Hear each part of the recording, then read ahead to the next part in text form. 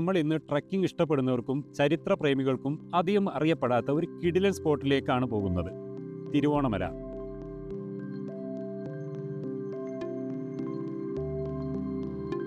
നമ്മൾ പോകുന്നത് മലപ്പുറം ജില്ലയിലെ തിരുവോണമലയുടെ മുകളിലേക്കാണ്. മലപ്പുറത്ത് നിന്ന് പാണക്കാട് വേങ്ങര സ്റ്റേറ്റ് ഹൈവേ വഴി കാരാത്തോട് ഊരകം റോഡിലൂടെ പോന്നാൽ ഇവിടെ എത്തിച്ചേരാം. മലപ്പുറത്ത് നിന്ന് മലയുടെ താഴെ ഭാഗം വരെ ഏകദേശം 12 കിലോമീറ്റർ ദൂരമുണ്ട്. പോകുന്ന വഴിക്ക് നിരവധി കരിങ്കൽ ക്വാറികളും ക്രഷറികളും പ്രവർത്തിക്കുന്നത് കാണാം. റോഡ് അത്ര നല്ല കണ്ടീഷനല്ല. ശ്രദ്ധിച്ച് ഡ്രൈവ് ചെയ്തില്ലെങ്കിൽ പണി കിട്ടും. നല്ല താഴ്ചയുള്ള കൊക്കകളാണ് പല ഭാഗങ്ങളും. നമ്മൾ ഏകദേശം ഇവിടെ എത്തിക്കഴിഞ്ഞു. വണ്ടി നമുക്കിവിടെ പാർക്ക് ചെയ്യാം. ഇനി 1 കിലോമീറ്റർ കുത്തനെയുള്ള മല കയറ്റമാണ്. അത്യാവശ്യം വെള്ളവും കഴിക്കാനുള്ള ഭക്ഷണവും കയ്യിൽ കരുതുന്നത് നല്ലതാണ്. കാരണം മുകളിലെത്തിയാൽ കടകളൊന്നുമില്ല.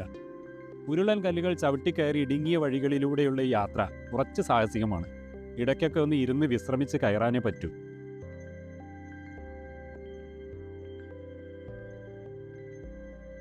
അങ്ങനെ കയറി നമ്മൾ തിരുവോണമലയുടെ മുകളിലെത്തി. ഈ കാണുന്നതാണ് തിരുവോണമലയിലെ 2000 വർഷത്തോളം പഴക്കമുള്ള ജൈനക്ഷേത്രം. ഈ കുന്നിന് മുകളിൽ ഇതൊരു അത്ഭുത കാഴ്ച തന്നെയാണ് കേട്ടോ. ഒരു കാലത്ത് ഇന്ത്യയിലെ പ്രബല മതമായിരുന്നു ജൈനമതം. പിന്നീട് ബുദ്ധമതത്തിന്റെ വരവോടുകൂടി ഈ മതം ക്ഷയിച്ച് ഒരു ചെറിയ കമ്മ്യൂണിറ്റിയായി മാറി. ജൈനമതത്തിൽ നിരവധി പ്രശസ്തരുണ്ടായിരുന്നു. അതിലെടുത്തു പറയാവുന്ന ഒരാളാണ് നമ്മുടെ ബഹിരാകാശ പദ്ധതിയുടെ പിതാവായ വിക്രം സാരാഭായ്.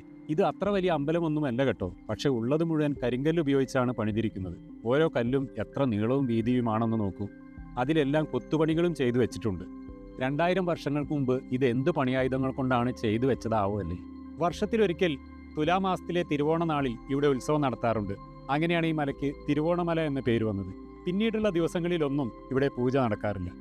ഇനി നമുക്ക് ചുറ്റുപാടുമുള്ള കാഴ്ചകളൊന്ന് നോക്കാം. ചെറുതും വലുതുമായ മലനിരകളും തെങ്ങിൻ തോപ്പുകളും ഇളങ്കാറ്റ് ആസ്വദിച്ചിരിക്കുമ്പോൾ വല്ലാത്തൊരു ഫീലായിരിക്കും കിട്ടുക. അടിപൊളി ആംബിയൻസ് ആണ്. വേറൊരു അമ്പലം കൂടിയുണ്ട് ഇവിടെ. ഈ വഴി കുറച്ച് മുകളിലോട്ട് നടക്കണം. ഇതിന് അധികം പഴക്കമൊന്നുമില്ല.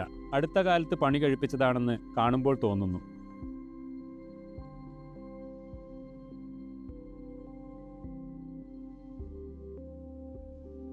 അപ്പോൾ എല്ലാവരുടെയും ലൈഫിൽ ഒരിക്കലെങ്കിലും എക്സ്പീരിയൻസ് ചെയ്യേണ്ട ഒരു സ്ഥലമാണിത്. ഇവിടെ എൻട്രി ഫീസോ അങ്ങനെ മറ്റു കാര്യങ്ങളൊന്നുമില്ല. വീണ്ടും നല്ലൊരു വീഡിയോയുമായി നമുക്ക് കാണാം. Thank you for watching all.